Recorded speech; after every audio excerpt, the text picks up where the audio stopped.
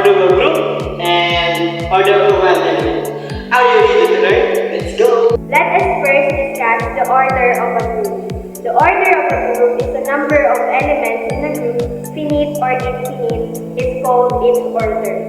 We will use G to denote the order of G. Example, the group of integers in modulo 4.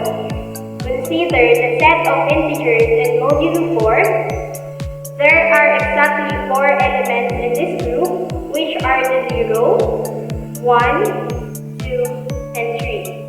Therefore, the order of the group is, for you to enlighten about the order of the group, we have a real-life situation.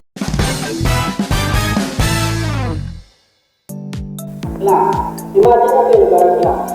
The group of rotations of the class hand forms a group of ordered grids. Each rotation corresponds to an element in the group, and there are very distinct rotations. Another example of it is a light switch.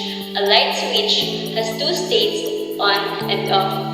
This can be represented as a group of order 2, where the 2 elements are on and off. Let us proceed to the order of an element.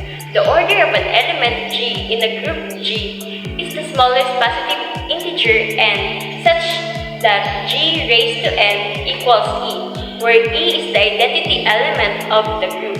In other words, the order of an element is the number of times you need to apply to the group operation to the element to get the identity element. Note that if no such integer exists, we say that G has infinite or sample rotation in the symmetry group of a square. Consider the element of rotation by 90 in the symmetry group of a square. If you rotate the square in 90 degrees and then another 90 degrees, you get a total rotation of 180 degrees.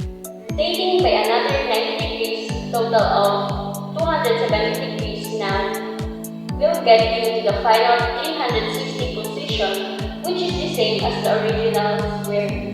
Thus, the order of the rotation by 90 degrees is 4 because you need to apply the rotation 4 times to return to the starting position. For you to enlighten about the order of an element, we have a real-life example.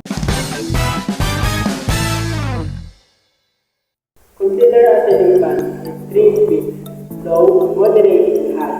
If you turn the fan on and keep pressing the speed button, it cycles through the speed. The order of speed change element is 3. As it takes 3 presses to return to the initial speed. A traffic light cycles through red, yellow, and green. The order of the light change element